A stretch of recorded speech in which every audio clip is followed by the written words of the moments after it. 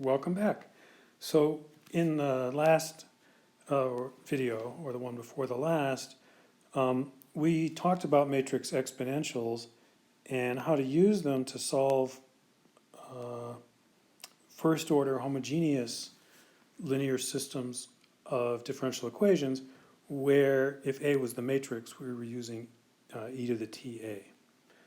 What's amazing is that we can also solve all non-homogeneous first order systems of linear differential equations using the matrix exponential as an integrating factor, just like we did for scalar equations in chapter 1. Now the restriction is we're really just generalizing chapter 1 when we had the p of t function was just a constant. So differential equations that we could rewrite as x prime equals ax plus f of t, where a was a constant. So as a warm-up exercise, I recommend that you just remember chapter 1 and use the integrating factor to find a formula for this solution. Just don't try to solve the initial value problem, just leave the additive constant in. The way you would do this is you would rewrite it in linear form, which would be x prime of t minus a x of t equals f of t. Your integrating factor is related to the coefficient of the x, which we called p of t, and the integrating factor is e to an antiderivative of p, so we could use e to the minus a t.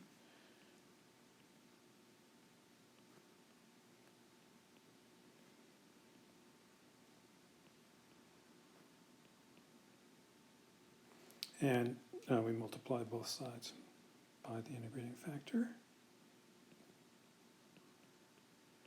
And it was chosen so that the left side was, by the product rule, exactly the derivative of the integrating factor times the solution function.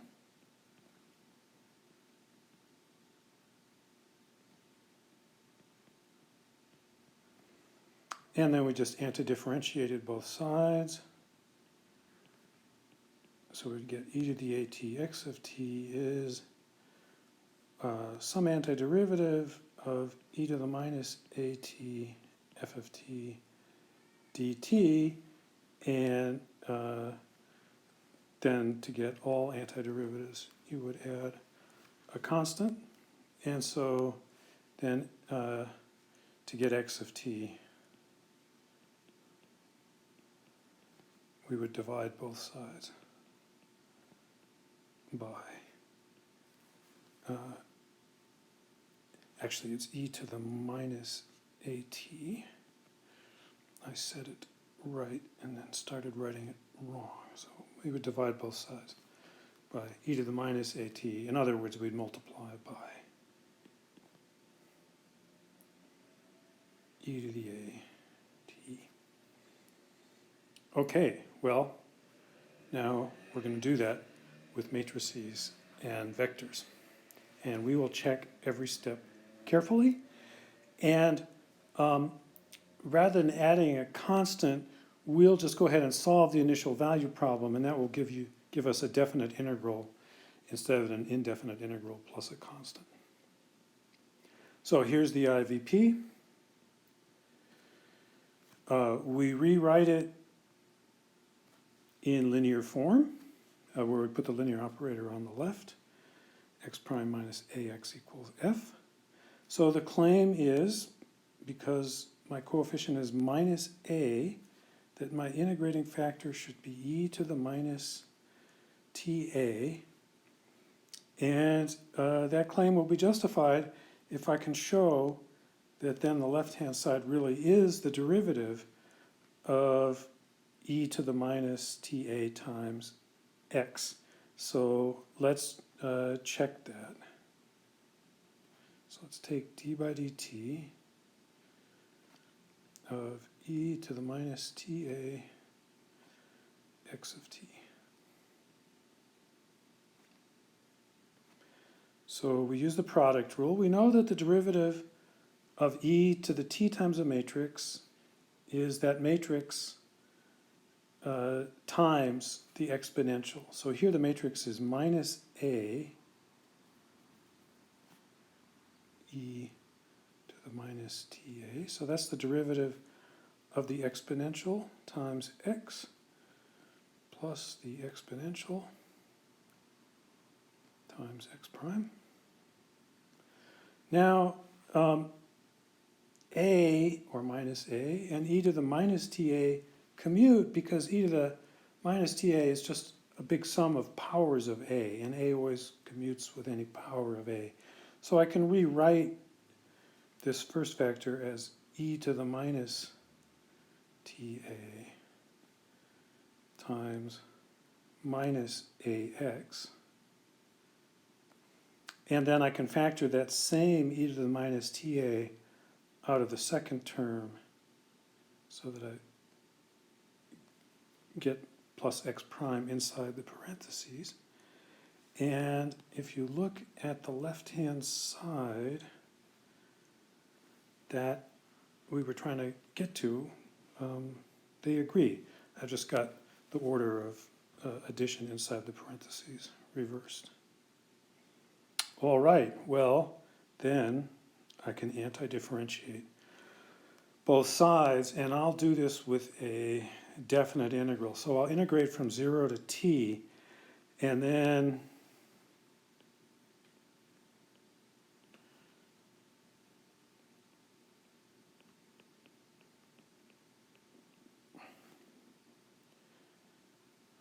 sorry.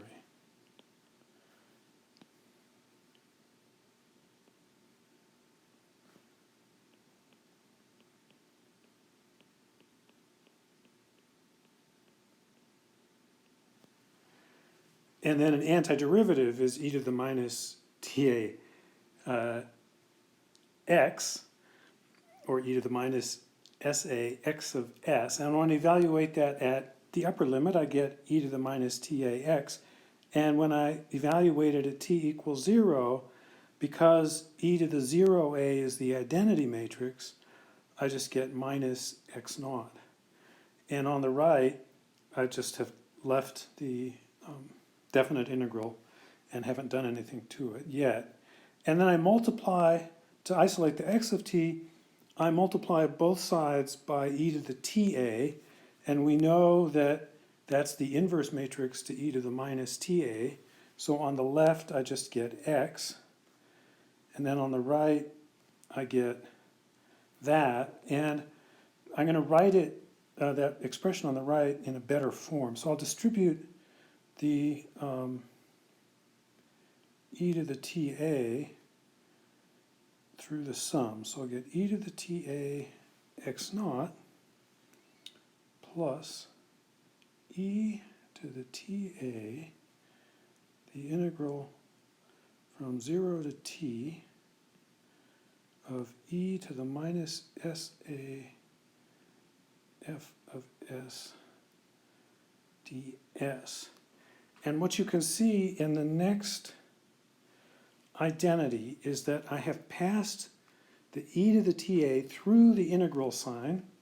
We're integrating with respect to s, so I'll justify in a second why I can do that. And then I used the rule of exponents for commuting matrices to rewrite e to the ta, e to the minus sa, as e to the t minus sa.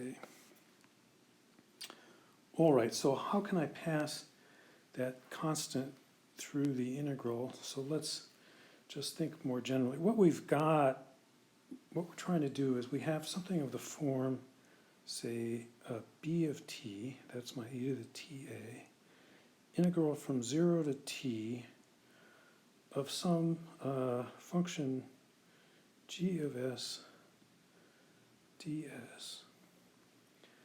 And the claim is that that's the same as the integral from 0 to t of b of t g of s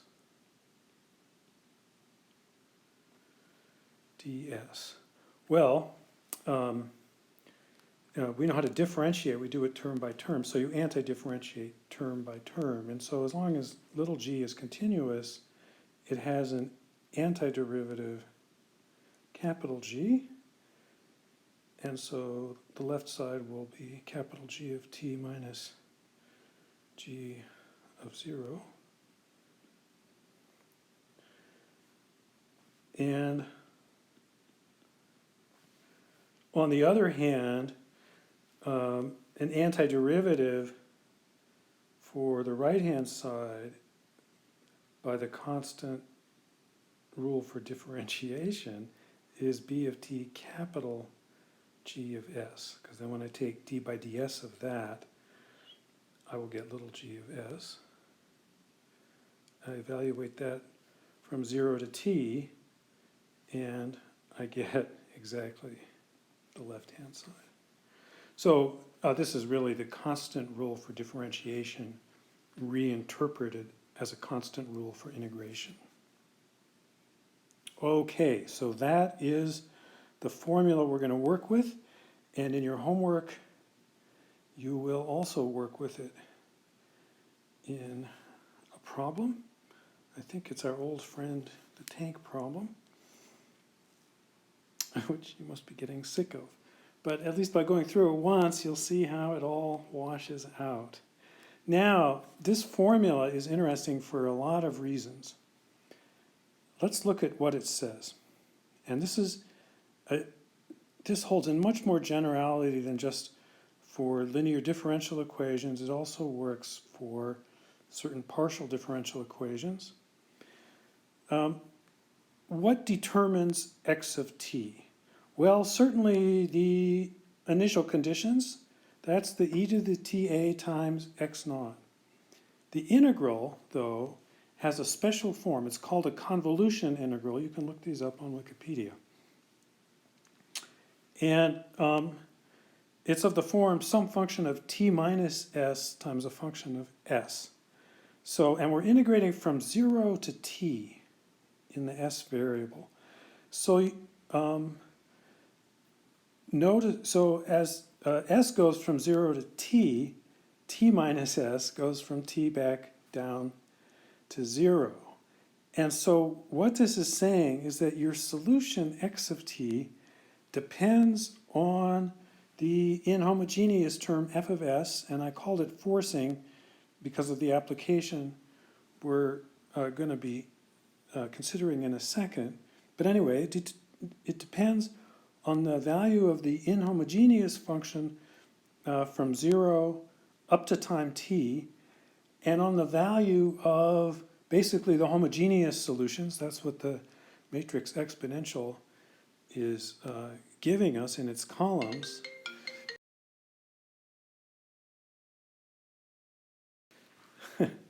Should have turned that off.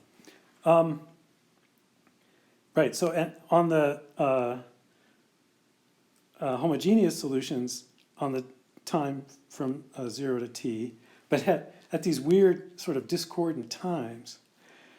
But that general principle is called Duhamel's principle, that for first order systems of DEs and in other generality, the value of the solution at time t depends on x naught and on the homogeneous solution, on how the homogeneous solutions and the inhomogeneous term interact between time 0 and t.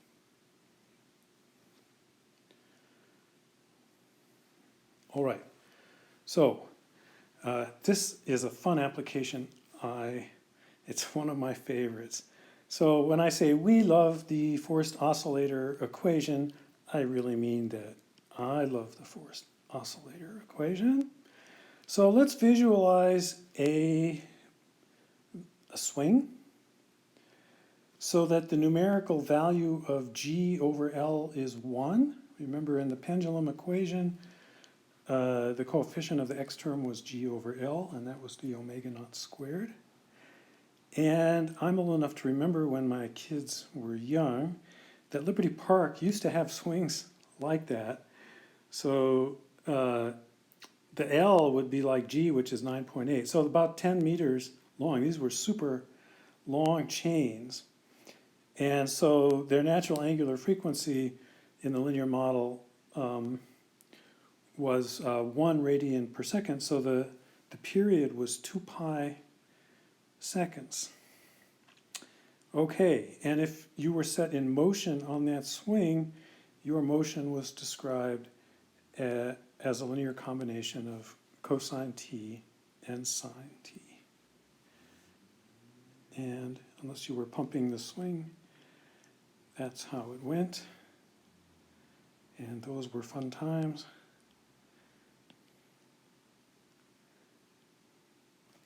Indeed. Okay, well now, pretend you're a parent pushing your child on a swing. And because you're a math major, you want to teach them about resonance. I mean, you might not use those fancy words. And you've been studying today's lecture notes before going to the park. And you know that when you push your kid, you're unlikely to be forcing with a sinusoidal function because that means you'd be in contact with the swing the whole time, kind of running back and forth with the swing to apply your sinusoidal force. But using what we just talked about and the connection between the second order dE and the first order system, we can use that convolution formula to figure out what the swing is going to do basically for any forcing function f that we choose. And so here, let's do it. We've probably done this computation before, but you know me, let's do it again. So the second order dE was x double prime plus x equals f. So if I look at d by dt of xx prime, I get x prime x double prime. But if x solved the first differential equation, x double prime is minus x plus f. And so I can rewrite that as 0, 1, minus 1, 0 times xx prime plus 0f. And so xx prime solves the first order system. Let's call the first one dE2 because it's second order. Okay, well, we just can plug and chug. In the Wednesday lecture, we computed and computed and computed e to the ta for A equals this matrix 0, 1, minus 1, 0, and it was the rotation matrix. So let's write down the answer. So x of t from the previous page is e to the ta. Yeah, how come that disappeared? Ah, here it is. Yes. Let's do it here, where I have written down what our integrating factor formula for x of t is. So x of t, and that's actually, for the original second order dE, that's x of t x prime, which is velocity, equals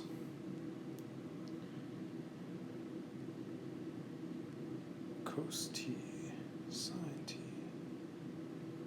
minus sine t cos ta. That's e to the ta. Our initial vector is our initial displacement and our initial velocity,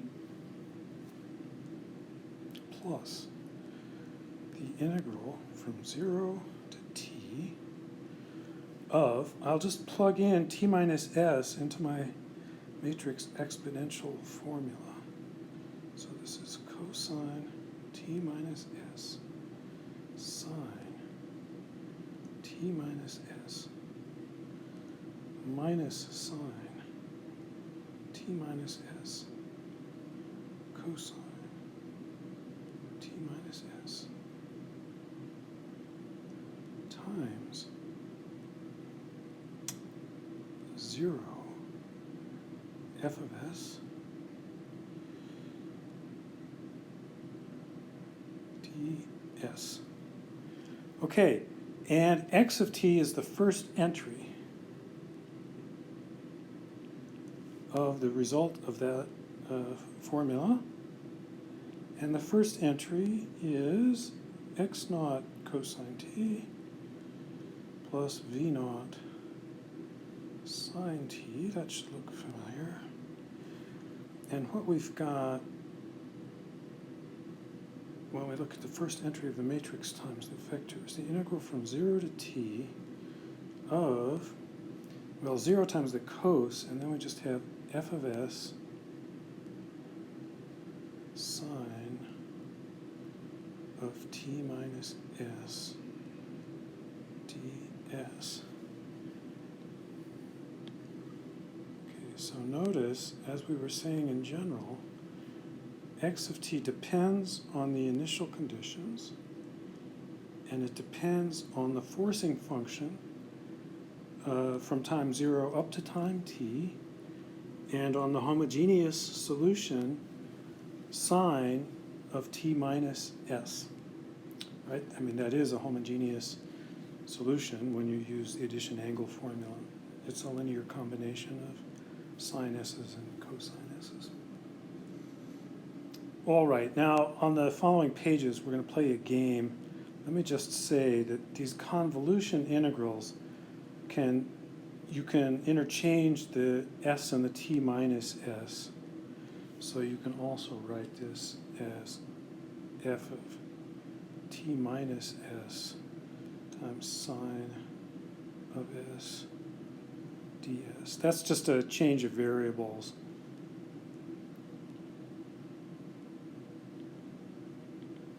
So let, say, r equal t minus s, dr equal minus ds. And change variables, and you'll see that one converts into the other. Okay, so now we're going to play a very fun game.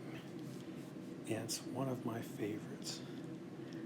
I call it the resonance game. So we will assume that we start at rest, x naught and v naught are 0. So our solution formula is just going to involve the convolution integral. And now let's do a bunch of examples, and to make it a fun game, you have to play along. So here is example 1. We are going to force with sine of t. Notice the omega naught for the unforced system is the square root of 1 is 1. So sine of t is a homogeneous solution. It's not cosine of t that we usually use, but it's a homogeneous solution. So undetermined coefficients would say we have to guess some t cos t's and t sine t's. Okay, so do you think we'll get resonance? Well, yes, of course. This was chapter 3. We're forcing it at the angular frequency it wants to oscillate at. There is no damping. We are going to get linearly growing solutions. Okay, let's see what happened. Okay, so I had Maple compute the convolution formula. I wrote it in the second order. I don't know why I did. And I should say back here, I only had to define, oh, never mind. Yeah, okay, there we go. And look at that. The green curve is the forcing function, and the black curve is the linearly growing response curve. If you were pushing your swing this way, you'd be running back and forth, and at some point you'd be leaving these small oscillations, or your kid's legs would hit the back of your head because they were getting so high. Okay, let's do example 2. Here is a right-hand side we have not seen before in this course. This is a square wave. It's a rectangle wave. I've made it using an alternating sum of something called the Heaviside function or the unit step function. Let's not worry about how I made the function. I only defined it up to 10 pi, and 10 pi is bigger than 30. But we know from the convolution formula that to compute x of t, we only have to know the forcing function from 0 up to t. So we are now forcing with a square wave, and I made it so that the period is 2 pi. So this is 2 pi, 4 pi, 6 pi, etc. So the omega naught is 1. The natural period is 1, is 2 pi. And that's the period, the shortest period, of F2. And if you're thinking about it, I'm pushing with a constant force while the swing is going one way, and then I immediately turn around and push with a constant force also in the direction of the swing when it's going the other way. So, of course, you would guess that it's going to induce resonance, and it sure did. So again, the green curve is the forcing, and the black curve is the linearly growing resonance response.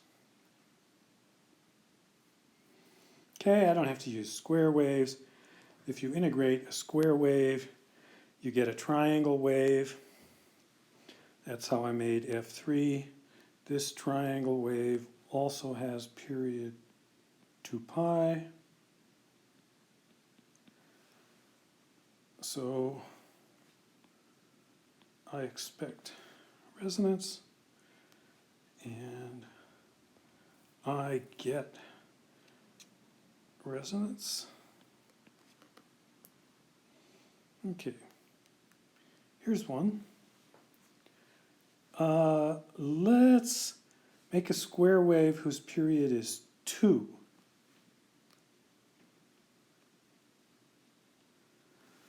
So now the swing wants to have a period of 2 pi. I'm pushing it back and forth with a period of 2. 2 has nothing to do with 2 pi. So I don't know about you, I don't expect it.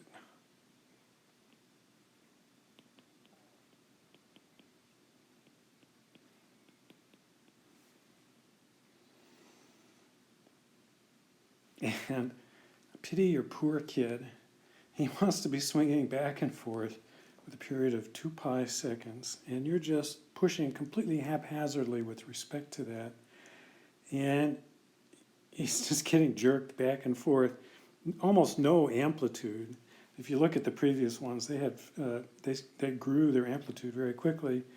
This guy's not going more than like 3/4 of a meter in either direction, and let's try that again.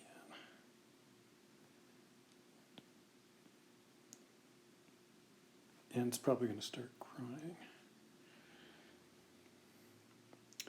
Okay. What is Prof K getting at? Well, so let's do another one which is not the natural period. Let's make something whose period is 6 pi, whereas the natural period was 2 pi. And if you look at the graph,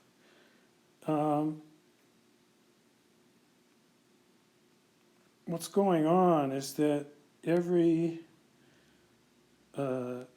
6 pi seconds, we're giving it a little push. Okay, do you think it's going to resonate?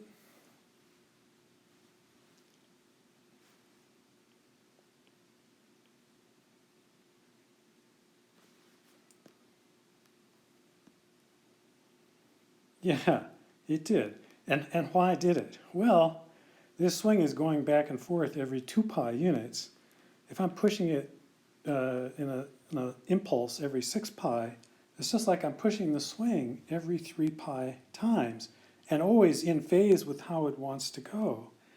And so I will get a linearly growing, roughly speaking, solution function. And if you look at this graph, you can see that I give it the initial light green push, and then it just oscillates 3 times. Then I give it another push in phase, make the amplitude bigger, another push in phase, amplitude bigger, and so on.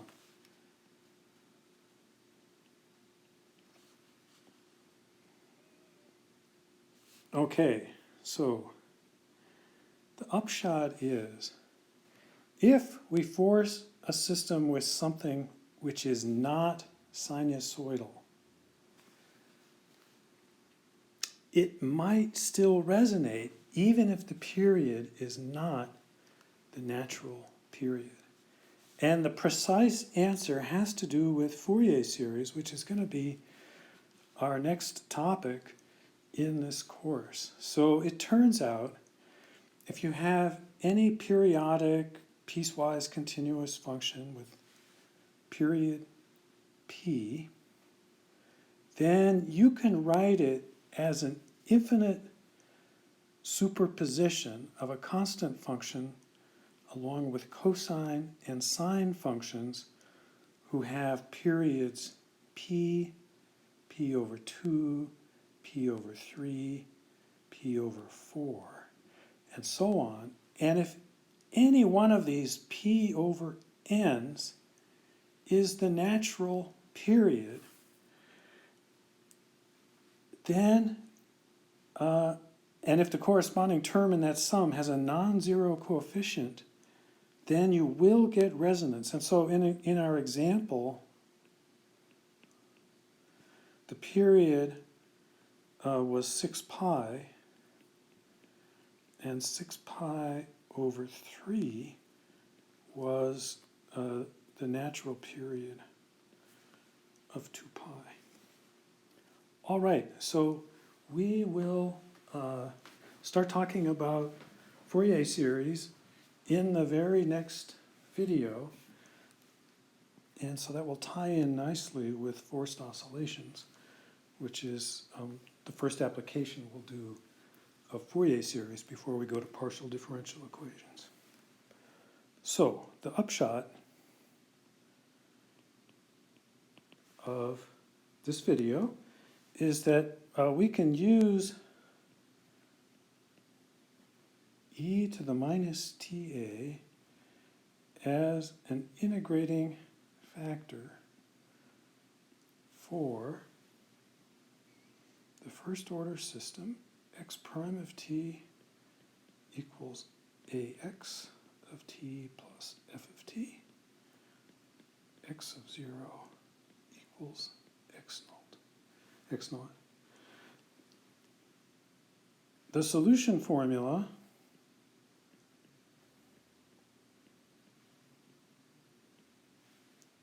involves something called a convolution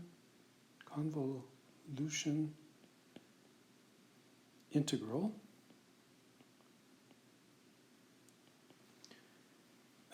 which shows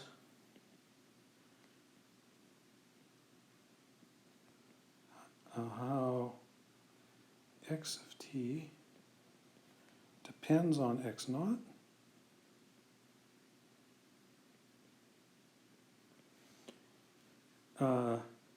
well, that's the e to the ta x naught term. And then the integral shows how the solution depends on the forcing, or the non-homogeneous f of s between time 0 and t. And just for fun, and because it's a cool application, we applied this to a forced, undamped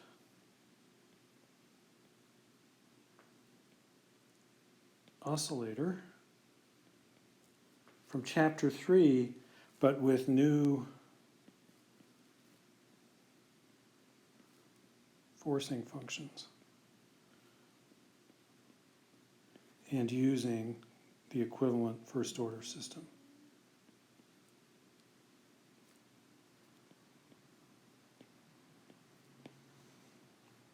Okay.